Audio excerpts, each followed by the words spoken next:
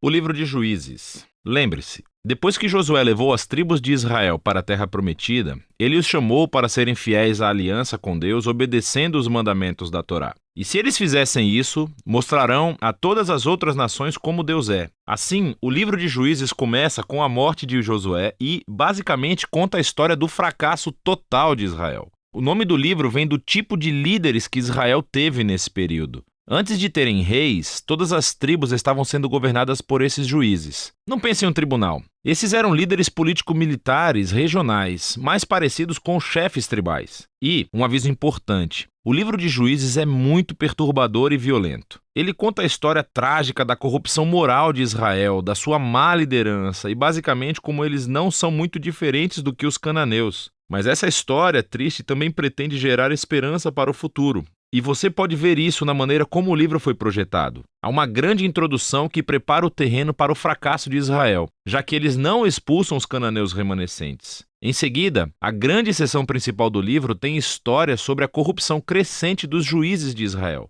E a progressão aqui mostra como os líderes de Israel vão de muito bons a regulares e de ruim a piores. A seção final é realmente perturbadora e mostra a corrupção do povo de Israel como um todo. Então, vamos nos aprofundar e explorar cada parte um pouco mais. A sessão de abertura começa com as tribos de Israel em seus territórios na Terra Prometida. E quando Josué derrotou algumas das cidades cananeias principais, ainda havia muita terra a ser tomada e muitos cananeus vivendo nessas áreas. E assim, o capítulo 1 apresenta uma longa lista de grupos e cidades cananeias que Israel não conseguiu expulsar da terra. Lembre-se, todo o objetivo de expulsar os cananeus era evitar sua corrupção moral e a sua maneira de adorar os deuses através do sacrifício infantil. Deus havia chamado Israel para ser um povo santo, e isso não acontece. O capítulo 2 descreve como Israel tomou o lado dos cananeus e adotou todas as suas práticas culturais e religiosas. E é bem aqui que a história para. Durante quase um capítulo inteiro, o narrador nos dá uma visão geral de tudo o que está prestes a acontecer no resto do livro.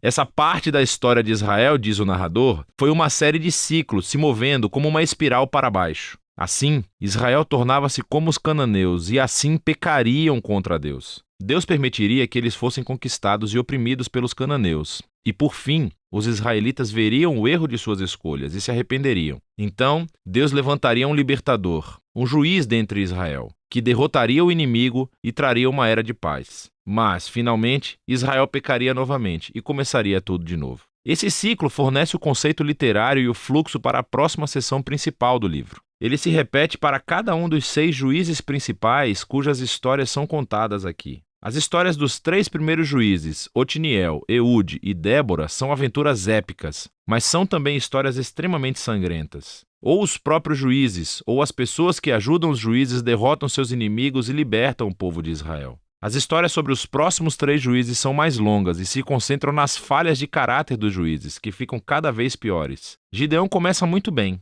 Ele é um covarde, mas finalmente chega a confiar que Deus pode salvar Israel através dele. E assim ele derrota um enorme exército de midianitas com apenas 300 homens carregando tochas e panelas de barro. Mas Gideão tem um temperamento desagradável e mata um bando de companheiros israelitas por não ajudá-lo em sua batalha. E tudo começa a piorar. Ele fabrica um ídolo com o ouro que ganhou das suas batalhas, e depois que morre, todo Israel adora o ídolo como um deus, e o ciclo começa novamente. O próximo juiz principal é Jefté, que é uma espécie de bandido mafioso que vive nas colinas. E quando as coisas ficam realmente ruins para Israel, os anciãos vêm até ele implorando pela sua ajuda. E Jefté foi um líder muito eficaz, ele ganhou muitas batalhas contra os amonitas. Mas ele era tão pouco familiarizado com o Deus de Israel que o trata como um deus cananeu e promete sacrificar a sua filha se vencer a batalha. Essa história trágica mostra o quanto Israel caiu. Eles não conhecem mais o caráter do seu próprio Deus, o que leva ao assassinato e à falsa adoração. O último juiz, Sansão, é de longe o pior.